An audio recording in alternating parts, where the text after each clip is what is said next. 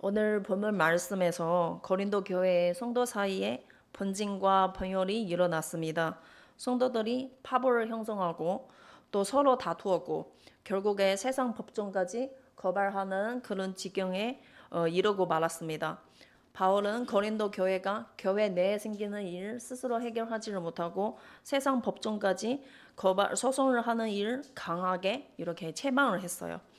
어, 바울이 그들 또이 고린도 교회 사람들에게 그들이 가고 있는 성도로서 사명적인 가치를 가르쳤어요. 어, 성도 2절 말씀을 보면은 성도가 세상을 판단할 것을 너희가 알지 못하느냐. 바울이 성도는 세상을 판단하는 사람들이다 이렇게 주장하는 이유가 요한복음 5장 22절 말씀에 하나님이 이미 심판하는 일을 예수님께 맡겼어요. 근데 성도는 예수님의 죽음과 부활에 동참하고 이미 예수님의 생명을 받은 사람들이었잖아요. 그래서 성도들도 예수님의 사역, 또 예수님의 공에 동참하는 사람들이에요. 예수님이 다시 오실 때 예수님과 같이 이 세상을 판단하는 그런 사람들이었어요. 그래서 너희들끼리 생기는 작은 문제로 인해 이 세상을 심판을 해야 하는 사람들이 그 일을 해결하지 못하고 세상에게 고발하는 것은 부끄러운 줄 알아라. 이런 뜻이었어요. 그리고 바울이 그들에게 지혜로운 해결 방법을 가르쳐 주었어요.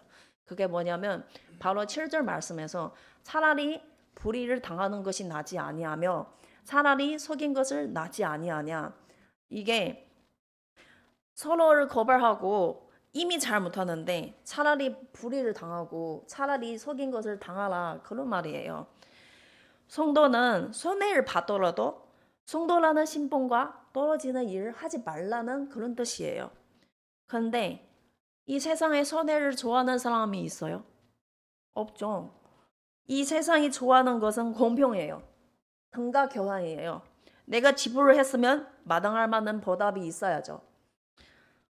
요리 저변天下 중국 서담에 이런 말이 있어요. 무슨 뜻이냐면 도리에 맞으면 널리 전화를 돌 수 있다. 내가 맞으면은 내가 AB가 이치가 있으면은 어디를 가서 말해도 두렵지 않은 거예요. 내가 맞으니까. 근데 그만큼 사람이 손해를 안 보려고 자기의 주장 힘써 이렇게 쟁취를 하려고 하는 거죠. 근데 지금까지 살아오면서 손해를 안 본 사람이 있어요? 없죠. 그쵸? 없어요. 때로는 우리를 불의를 당한 사람이가 그런 적이 될 수가 있고 또 때로는 우리가 가해자가 될 때도 있어요. 직장에서 열심히 일하는데 누가 내 성과를 가르쳤어요. 또 성과 평가를 잘 만들었는데 괜히 내 옆에 팀원 때문에 등급이 낮아졌어요. 근데 이럴 때는 기분이 당연히 안 좋죠. 억울해서 죽겠어요. 그래서 사업을 하는 사람들이 꼭 그런 사람을 만나요. 이상한 소리를 하고 질질 끌고 결제를 안 하려고 그런 사람들이 있잖아요. 그렇죠? 근데 이런 상황에서 내가 어떻게 저렇게 대할 수가 있을까요? 짜증나죠. 이렇게 말도 안 되는 일, 예의 없는 일 그런 거 늘 우리 삶에 이렇게 일어나고 있어요. 그럼 내가 밖에 안 나가고 집에만 있으면은 괜찮아요? 아니에요. 집에서도 똑같아요.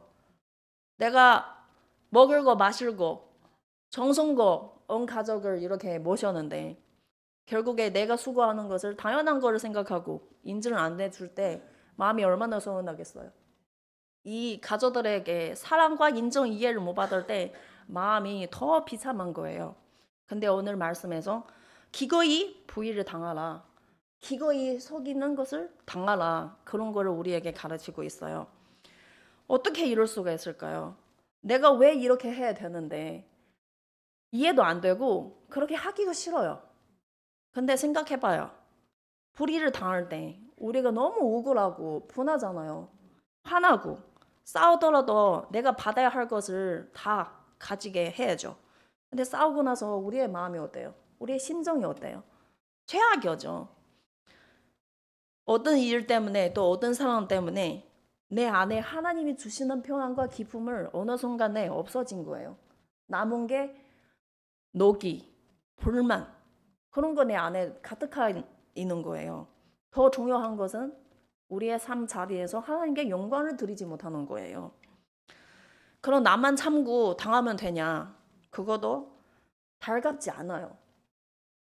성경 말씀에 이런 말씀이 있어요. 출애굽기 14장 14절 말씀인데 함께 읽겠습니다. 여호와께서 너희를 위하여 싸우시리 너희는 가만히 있을지니라. 아멘. 시편 130편 103편 6절도 함께 읽겠습니다. 여기서 공의로운 일을 행하시며 억압당한 모든 자를 위하여 심판하시는도다. 아멘. 하나님은 우리를 대신 싸우신 하나님이에요. 우리의 모든 것을 살펴 계시고 이렇게 도와주시고 준비를 해주시는 분이에요. 우리가 억울함을 당하고 우리가 손해를 봤을 때 하나님 모르는 거 아니에요. 근데 우리가 우리의 마음을 지키고 선하는 일, 억울하는 일, 내 스스로 뭐 화나고 뭐 싸우고 마음이 되게 안 좋게 만드는 것보다 하나님을 의지를 하고 하나님만 보고 생각했을 때 하나님이 우리의 손해를 갚아주실 겁니다. 더 큰 축복을 우리에게 주십니다. 예수님이 어린 아이를 자기 오는 거를 막아지 말라고 하잖아요. 제가 생각해 봤을 때 이든이 놀다가 넘어졌어요. 그냥 살자 뭐 앉아다가 뭐 어디 다친 것도 없는데 엄마 이렇게 해요. 근데 우리도 아이처럼 하나님께 이렇게 찾아야 되는 거예요. 내가 다쳤는데 내가 손해는데 내가 가서 싸워요? 우리가 가서 그럴 수도 있는데 참지 못하고 뭐 말로 어떻게 그렇게 할 수 있는데 진짜 지혜로운 사람은 하나님께 찾아가요. 그럼 하나님이 우리의 마음을 위로해 주시고 우리가 있는 거 없는 거를 다 축복해 주실 겁니다. 아브라함과 롯은 수부와 조카의 관계예요. 하나님이 아브라함을 부르실 때 아브라함이 자기의 조카 롯도 데리고 같이 나왔어요. 애굽에서 살다가 아브라함이 그의 아내 또 모든 소유와 또 롯을 함께 네겝으로 데리고 올라갔어요. 근데 하나님이 많이 축복해 주시니까 아브라함의 소유도 많아지고 롯의 소유도 많아졌어요. 그럼 이제 같이 함께 살기가 어려워지는 참이었어요. 근데 어느 날에 아브라함 집의 사람과 롯 집의 사람을 다툼을 일어났어요. 아브라함이 그것을 알고 롯에게 이렇게 말했어요. 우리는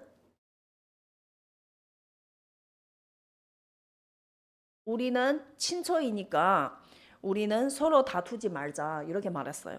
그리고 언당이 너 앞에 있으니까 이제 나를 떠나라.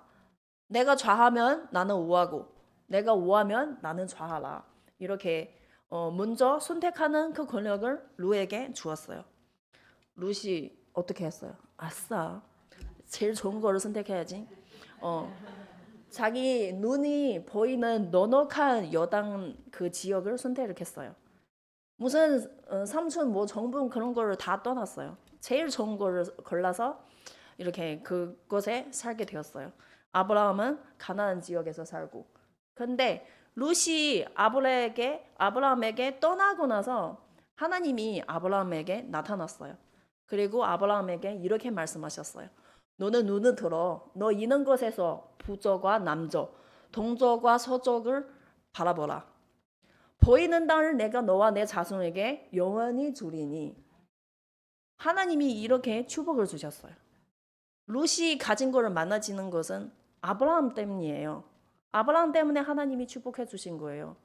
근데 롯이 많아질 때 이 수부 때문에 얻은 은혜를 감사를 드리지 못한 망정 좋은 걸 골라 갖고 근데 결국에 아브라함은 하나님께 기쁨을 받고 더 큰 축복을 받고 롯은 가는 것에 나중에 하나님이 멸망시키는 것이었어요.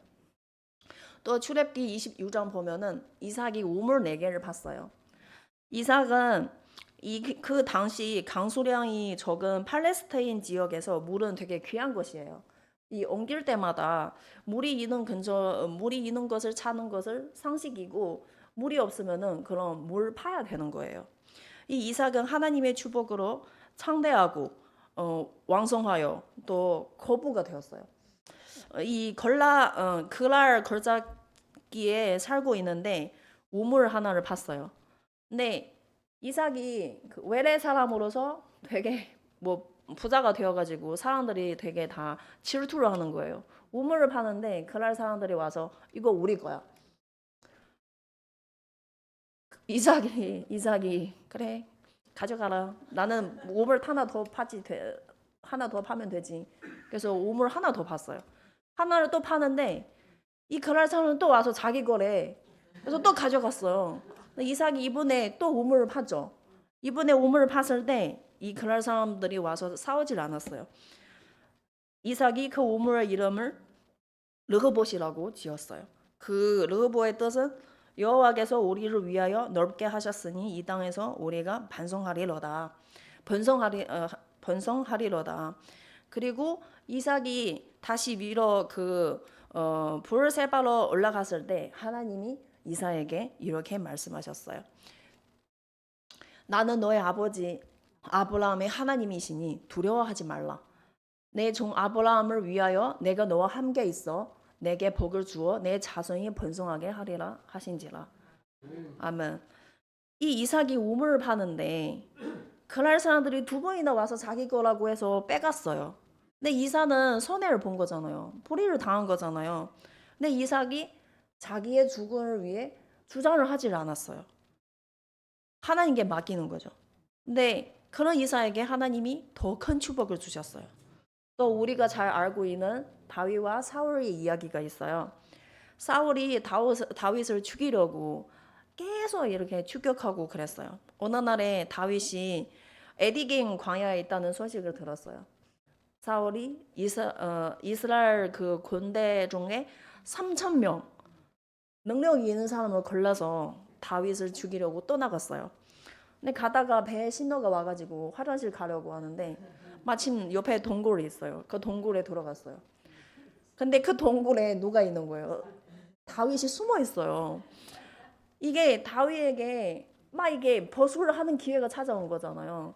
그동안 사울 때문에 자기가 여기저기 도망치고 부하 사람들 데리고 먹을 것 없고 숨기고 얼마나 고생하는데 이제 버수하는 기회가 왔는데 이 다윗을 따라하는 사람들도 하나님이 원수를 너에게 주었으니 너를 좋아하는 대로 하라 이렇게 한 거죠. 버수를 하라고 사울을 죽이라고 한 거죠.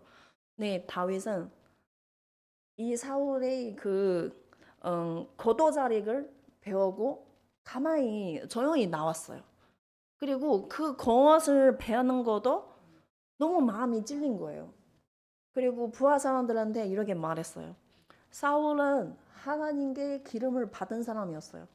감히 내 손으로 그를 죽일 수가 있을까? 자기는 죽이지도 안 하고 부하들이 이 사울을 해치지 않게 또 이렇게 했어요. 이 다윗의 마음에 그리고 나서 나중에 다윗이 사울에게 이렇게 말했어요. 왕은 내 생명을 찾아 해하려 하시나 나는 왕에게 범죄할 일이 없나이다. 여호와께서 나와 왕 사이를 판단하사 여호와께서 나를 위하여 왕에게 보복하시려니와 내 손으로 왕을 해치지 않겠나이다. 이렇게 했어요. 하나님이 그 다윗의 마음을 얼마나 기뻐하시겠어요. 다윗의 마음에 그 중심에 하나님이 있는 사람이에요. 하나님 때문에 자기가 억울함을 당하고 또 불의를 당했는데도 자기가 그렇게 힘들게 도망치고 있는데도 이 벗어날 수 있는 기회를 포기를 했어요. 하나님 때문에. 그런 다윗에게 하나님이 축복해 주시고 왕의 자리에 앉게 하고 그리고 그의 후손까지 그의 왕위가 영원까지 이르겠다고 이렇게 약속해 주셨어요. 네. 사울의 결과는 뭐예요? 자기의 목숨을 자기가 끊어놓은 거죠. 이 아브라함, 이삭, 다윗 세 사람이 공통점이 하나 있어요. 하나님 때문에 자기들이 불의를 당할 때, 손해를 봤을 때 이렇게 자기를 위한 주장을 하지 않은 사람들이었어요. 그들이 하나님이 계시고 하나님이 판단하시는 분이시고 하나님이 반드시 자기를 위해 판단하고 또 보답을 해주고 그것을 믿는 사람들이었어요. 그래서 이 억울함을 당하는 앞에서 자기의 마음을 지키고 죄를 멀리하고 하나님께 기쁘고 또 하나님께 축복을 받을 수 있는 선택을 한 거였어요. 그들의 이야기를 통해 결론 하나를 나왔는데 우리는 사람에게 손해를 보면 하나님께서 갚아주시는 거예요. 그래서 그래서 우리도 손해를 받더라도 두려워하지 마세요. 나의 수고 사람이 보지를 못하고 인정을 못 받더라도 괴롭지 마세요. 두려움과 불평불만으로 하나님이 나에게 주시는 평안과 기쁨을 빼앗지 않게 예수님만 생각해 보세요. 예수님도 아무 죄가 없는데 하나님의 뜻을 순종하기 때문에 우리를 사랑하기 때문에 기꺼이 십자가의 죽음을 당하셨어요. 예수님이 십자가에서 달려 있을 때도 사람을 위해 기도를 했어요. 아버지 저들을 사하여 주옵소서. 자기들 하는 일을 알지 못하나이다. 예수님이 불의를 당하고 죄가 없는데 십자가에서 죽게 되는데도 사람을 위해 기도를 하고 계셨어요. 결국에 예수님이 모든 죽음과 그 사망을 이기시고 하나님 우편에 앉아 계시다가 그 영광을 받으셨어요. 이 구원 사역을 이뤄주셨어요. 우리에게도 일어나는 크고 작은 손해보는 이들이 있어요. 또 한 해 동안 수고하고 또 나의 수고를 알아보지를 못하고 내 마음의 만족을 받지 못하더라도 나심하지 마시고 서운하지 않기를 바랍니다. 이 골로새서 3장 23절 말씀을 보면은 모든 일을 하든지 마음을 다하여 주게 하듯 하고 사람에게 하듯 하지 말라. 우리가 무엇을 하든 사람에게 인정을 받으려고 또 사람이 나에게 어떻게 보답하는 것을 바라는 것이 아니라 주님을 보고 하는 것이다. 그 마음으로 하면은 더 하나님께 축복을 받는 거죠. 왜냐하면 야고보서 1장 17절 말씀을 보면은 온갖 좋은 은사와 온전한 선물이 어디에서 오느냐? 위로부터 비들의 아버지께로부터 내려오는 것이다. 이렇게 우리에게 알려주셨어요. 그래서 사랑보다 하나님께 받기를 원하세요.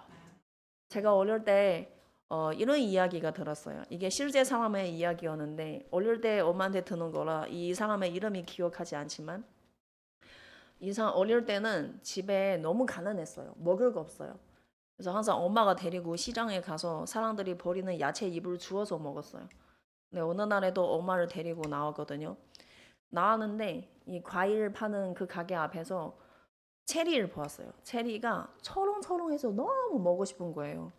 근데 이 집안의 형편이 먹을 것도 사 먹을 수 없는데 엄마가 체리를 사주겠어요? 못 사죠. 이 아이가 너무 체리를 먹고 싶어가지고 그 과일 간판대에 그냥 서서 안 간 거예요. 엄마가 와서 가자고 해도 안 가고 끌고 가도 안 간 거예요. 이 엄마가 너무 난처해서 그래서 좀 멀리 떨어지는 곳에서 아들을 지켜보고 있는 거예요. 근데 좀 이따 이 과일을 파는 사람들이 다 갔어요. 근데 이 사장님이 이 아이를 보게 되었어요. 이 아이는 계속 체리를 쳐다보다가 이 사장님이 눈을 쳐다보다가 근데 계속 이렇게 쳐다보니까 이 사장님이 이 아이의 소마음을 알아챘죠. 너무 또 그러니까 그래서 이 아이에게 너 먹고 싶으면은 한 우금을 쥐고 가라 이런 거예요. 근데 그 아이가 가만히 써 있는 거예요. 손 내밀지도 않고. 근데 또 체리를 쳐다보다가 이 사장님을 쳐다보다가 근데 이 사장님이 자기가 한 우금을 주고 이 아이에게 주었어요. 근데 이 아이가 어떻게 받는지 알아요? 옷을 이렇게 들고 앞에 미루고 받는 거예요.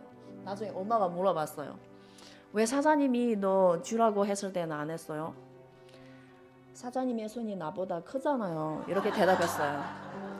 근데 이 엄마가 이 아이에게 이렇게 가르쳐 주셨어요. 하나님의 손은 우리보다 손 큽니다. 우리가 살아가면서 가족에게 또 형제에게 또 우리가 하는 일에서 손해보는 일 엄청 많이 있잖아요. 그래도 하나님이 우리에게 주시는 상업을 하나님이 지켜주시는 겁니다. 우리가 손해를 받더라도 예수님만 생각해 봤을 때 생각하지 못하는 은혜를 우리에게 주실 겁니다. 하나님은 우리를 대신 싸우시는 분이고 또 우리의 그 억울함을 풀어주시는 분이에요. 우리는 이렇게 다칠 때 서운할 때, 나심하고 그럴 때는 바로 우리의 피난처 예수님께 가길 축복합니다. 그게 진짜 지혜 이로운 사람이고, 우리가 항상 기억해야 한 것은 우리가 사람에게 받으려고 하는 것이 아니라 하나님께 받아야 한다. 하나님의 손이 크십니다. 하나님이 조금이라도 우리에게 축복해 주시면 우리가 너무 넉넉하게 부유하게 엄청 넘치게 이렇게 누릴 수가 있는 거예요. 괜히 이런 나심과 억울함 때문에 하나님이 우리에게 주시는 기쁨과 평안을 빼앗지 않게 우리는 우리의 마음을 지켜야 되는 거예요.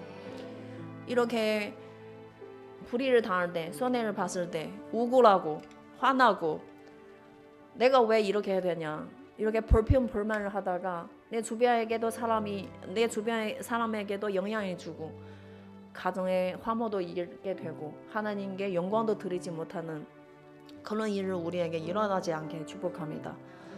하나님은 우리의 보장이십니다. 하나님은 우리를 대신 싸워주시는 분이십니다.